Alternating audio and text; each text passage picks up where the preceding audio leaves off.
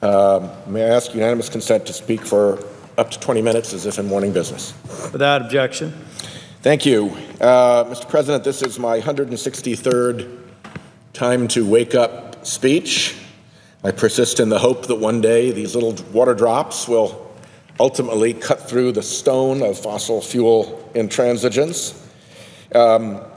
Last week, our new president, Donald Trump, announced an executive order aiming to wipe out many of his predecessors' climate change measures. So I'd like to take some time this evening to examine his executive order, which is in many respects a sham, and show how very far away it is from the actual wishes of the American people. So, to set the scene, exactly as the big polluters wanted, the Trump executive order purports to roll back climate protections. It seeks to change rules for how industry controls methane leaks from natural gas extraction and to lift a ban on new coal leases on our federal lands. It signals an effort to unwind the Clean Power Plan, which has helped put us on track to sharply reduce carbon emissions over the next decade. Typical for this insider-friendly administration, it's a polluter's wish list. Terrible for the American people. Sad, as the president would say. President Trump promises that this will revitalize the coal industry, but it won't. Appalachian coal is being crushed in the market by Wyoming coal. And cheap natural gas is crushing both Appalachian coal and Wyoming coal. And ever cheaper renewables are catching up on them all. So, like so much of what this Oval Office does, this was political theatrics, not real policy. And the Clean Power Plan is going nowhere because America is not, despite Trump's best efforts, a banana republic. The administrative agencies that Trump directed to stop taking action on climate change are actually obliged to follow the law. And they will be held to the law. Under the Administrative Procedures Act, these agencies have to follow real facts, not conjure up alternative facts from the fever swamp of the Breitbart imagination. Their record and their decisions will be reviewed by courts, not so-called courts, real courts. Administrative agencies cannot make decisions that are, to use the standard of administrative law, arbitrary and capricious.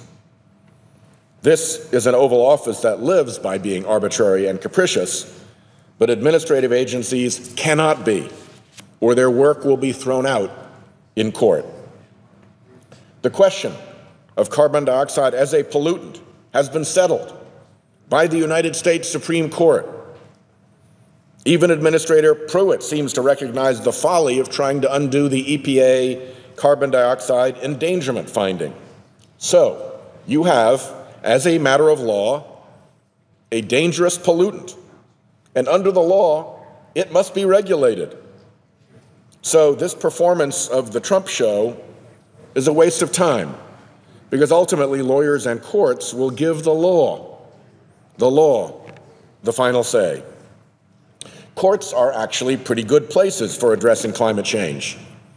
It is very hard for the lies that are at the heart of climate denial to withstand judicial scrutiny.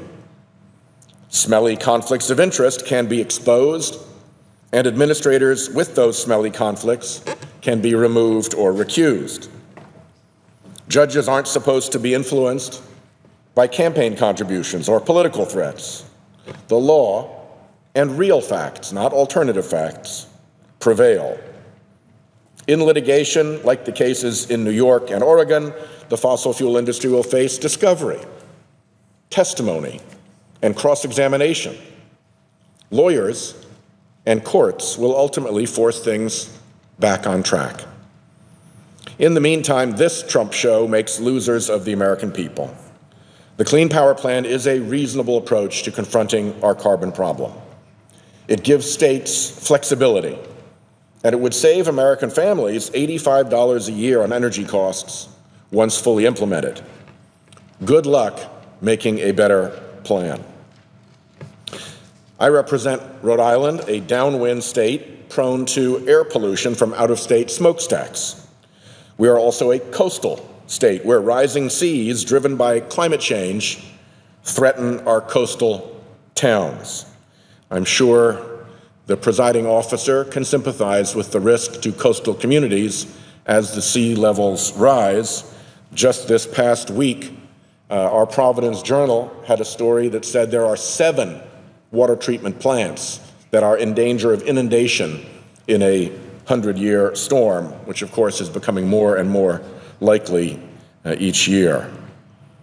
So for Rhode Island, reducing carbon pollution and other greenhouse gases is part of preserving the map of the state we love and protecting the health of our people. And we need EPA because our state environmental agency can't regulate out-of-state pollution. That brings me to the man standing next to the president as he signed this order, EPA Administrator Scott Pruitt. He is a man who built his career raising money from the industry and who for years lent his badge of office to the industry-enabled legal assault on the Clean Power Plan. As you might imagine, he beamed as President Trump passed him the pen used to sign the executive order. Years ago, in Central and South America, fruit company puppets ruled banana republics. They wore ostentatious uniforms and enjoyed the trappings of power, but it was the fruit company backers who really called the shots.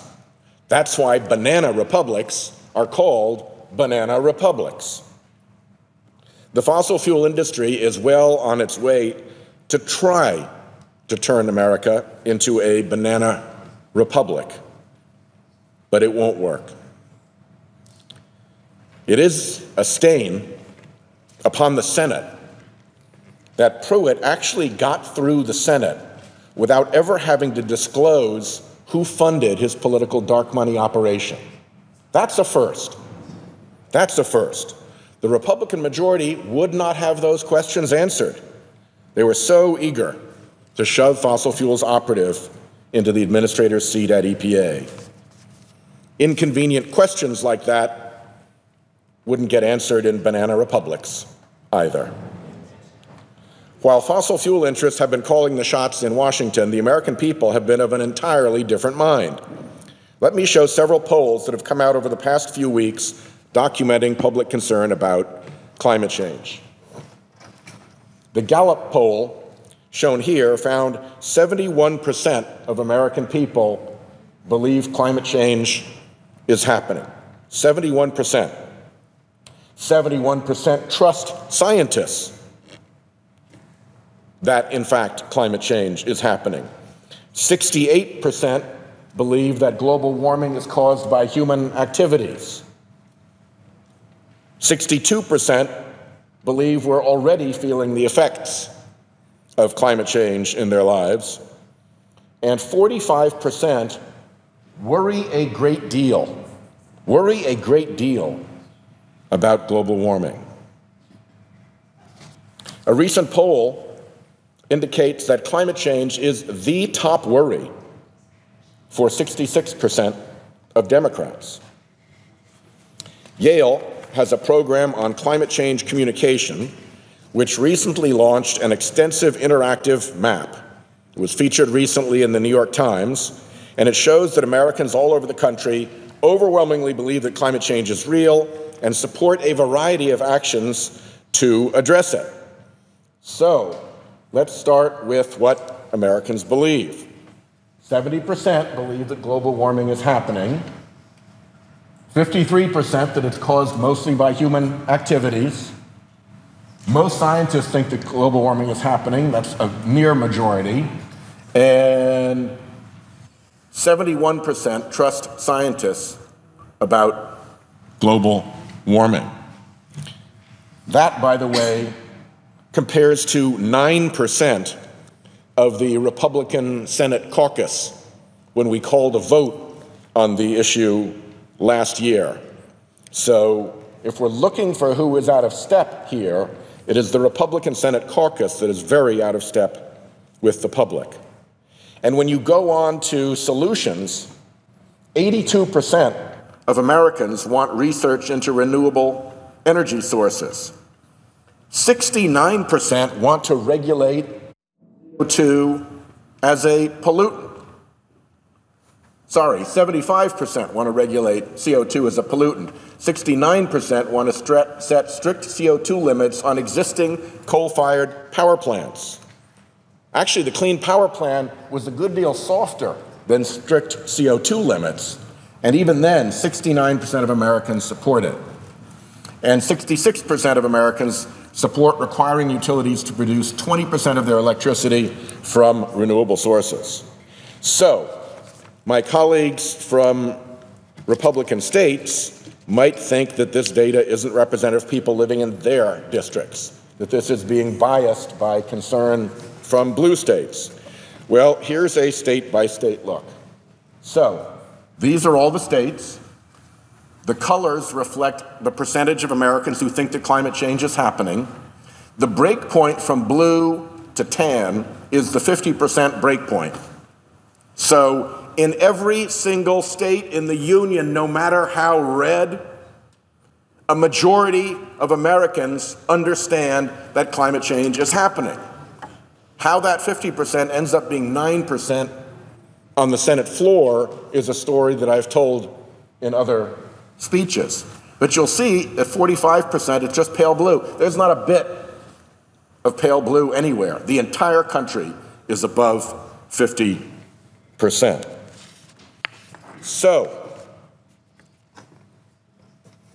the next thing that allows you to look at is Americans who support funding for research into renewables.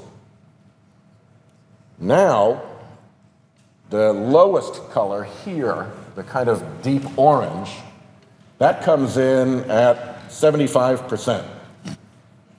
That's the lowest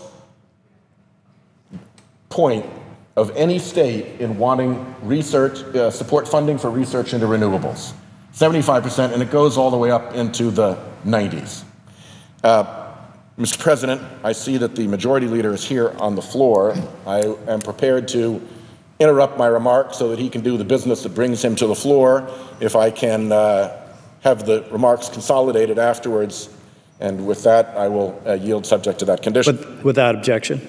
Mr. President, I thank Majority Leader. I thank my friend from Rhode Island.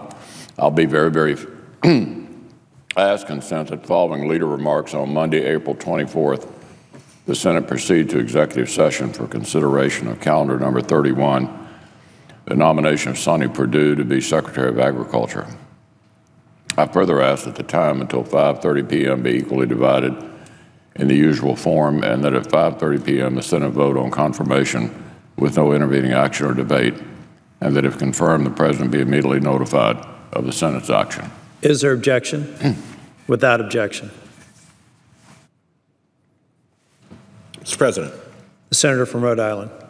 So for renewables research, in coal country, we see 82% support in Wyoming, 81% support in West Virginia, 79% support in Kentucky, and same in the oil patch. 79% of Texans support renewables.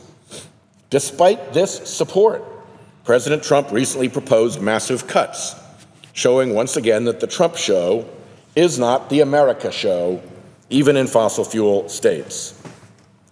The support for carbon dioxide limits on existing coal-fired plants is also widespread. In all 50 states, in all 435 red, blue, and purple congressional districts, there is majority support. Every single place. So, what did President Trump and the fossil fuel operative at EPA do in the face of this? Signed this silly executive order purporting to undo the Clean Power Plan. Yale's map actually allows you to do some interesting stuff. It's interactive, so you can zoom in So let's take a quick zoom into Oklahoma, Administrator Pruitt's home state. As you can see, in every congressional district, a majority of Oklahomans believe climate change is happening, trust climate scientists about climate change, support regulating carbon dioxide as a pollutant, and support setting strict carbon dioxide limits on existing coal-fired power plants, even in Oklahoma. So who is Scott Pruitt representing? Because he's certainly not representing any state in the country, any congressional district in the country, certainly not representing Oklahoma or any congressional district in Oklahoma. Well, interestingly, not too long ago, President Trump and his children were on the same page as those majorities of Oklahomans and Americans. In 2009, I've showed this before, Donald, Ivanka, Donald Jr., and Eric Trump supported meaningful and effective measures in an ad in the New York Times to fight climate change, calling climate change, and I quote them here, scientifically irrefutable, and warning that its consequences would be catastrophic and irreversible. So the entire Trump family, 7 years ago, recognized that climate change was based on scientifically irrefutable evidence and had catastrophic and irreversible consequences. Despite the popularity of getting something done on climate change in every single congressional district in the country, we do nothing. What is up with that, if not politics? Fossil fuel industry politics. The most voracious special interest in American politics, the fossil fuel industry, has captured the Trump show, installed its flunkies at the EPA, and hopes to unwind environmental and public health safeguards that the public supports. So I just got to keep asking the fossil fuel guys, how do you think this ends? Are you delusional enough to believe that you can defeat real science and ignore both the laws of nature and the will of the American people? It is bonkers. It is political power run amok. Well, we've got a chance to push back a little bit. Scientists will be marching in Washington, D.C. and around the country on April 22nd to reject the phony baloney alternative facts of President Trump. Please join them wherever you can. And the following weekend, people from around the country are coming to D.C., April 29th, for the People's Climate March. I was in the People's Climate March in September 2014 with more than 400,000 other concerned Americans, and it was a heartening and energizing experience. So mark your calendars for April 22nd and for April 29th, and come to D.C. or to the satellite marches being held around the country. As these maps have shown, you are not alone in seeking climate action. Every single congressional district in the country wants climate action. It's only the death grip of the fossil fuel industry on this building that prevents that from happening. So, help make these the last days of denial by this dirty industry and its right-wing climate denial fanatics. As days and months slip by, we lose precious time to address both the harm to Mother Earth of climate change and the harm to America of being made ridiculous around the world by our obeisance to the fossil fuel industry. We are supposed to be the city on the hill, not fossil fuels' banana republic. It's time for America to begin leading again on climate. It is time to wake up. I yield the floor.